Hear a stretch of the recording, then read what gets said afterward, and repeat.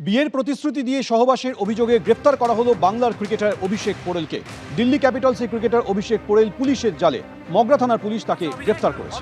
সত্যি না মিথ্যে অভিষেক? অভিষেক অভিষেক কি বলবে? অভিষেক অভিষেক অভিষেক অভিষেক কি বলবে? অভিষেক কি অভিযোগ হয়েছে? অভিযোগ কি হয়েছে? অভিযোগ চলো চলো চলো চলো आपका जो आरोप है सही है।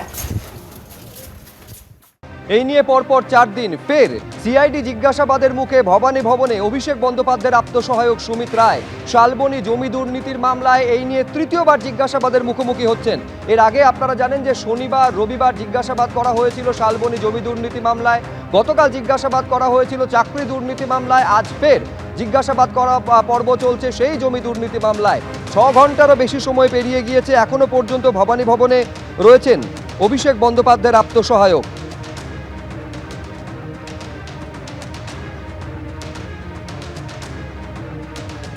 এদিকে যে মামলায় অভিষেক বন্দ্যোপাধ্যায়ের আত্মসহায়কের জিজ্ঞাসাবাদ 6 ঘন্টারও বেশি সময় ধরে চলছে, সেই মামলাতেই শালবনী পৌঁছে গেল সিআইডি। শালবনীতে আপনারা জানেন প্রায় 300 একর সরকারি জমি প্লট করে অবৈধভাবে আইনকে বুড়ো আঙুল দেখিয়ে বিক্রি করা হয়েছে বলে অভিযোগ, এবং সেই সংক্রান্ত মামলায় স্থানীয় পঞ্চায়েতের কর্মীদের সঙ্গে কথাবার্তা বলছেন সিআইডি আধিকারিকেরা বলে জানা যাচ্ছে। সরাসরি কথা বলবো, সৌমেন চক্রবর্তী আমাদের প্রতিনিধি রয়েছেন। কি খবর রয়েছে সৌমেন, কি জানতে চাইছে সিআইডি? একেবারে দেখো, আমি যেখানে দাঁড়িয়ে রয়েছি আমার ঠিক পেছনেই রয়েছে শালবনী ব্লকের কর্ণগড় গ্রাম পঞ্চায়েত অফিস। এই অফিসে আজকে দুপুর 1টার কিছু পরে সিআইডির 3 সদস্যের এক প্রতিনিধি দল এই অফিসে এসে হাজির হন, এবং তারা যে এই মামলায় এই শালবনীতে আসবেন এর জন্য কিন্তু গতকালই তারা মেদিনীপুর জেলা এবং দায়রা আদালতে গিয়েছিলেন।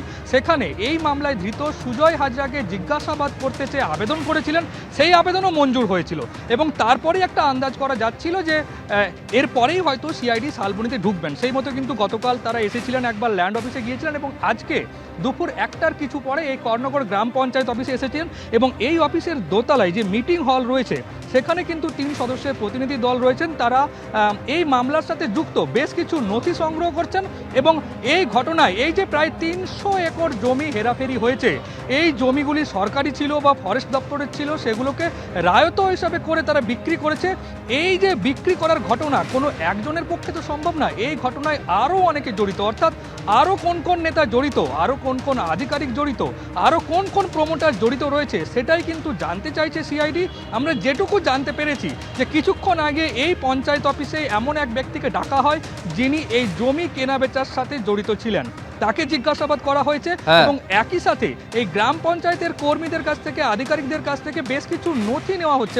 এবিপি আনন্দ, এগিয়ে থাকে, এগিয়ে রাখে।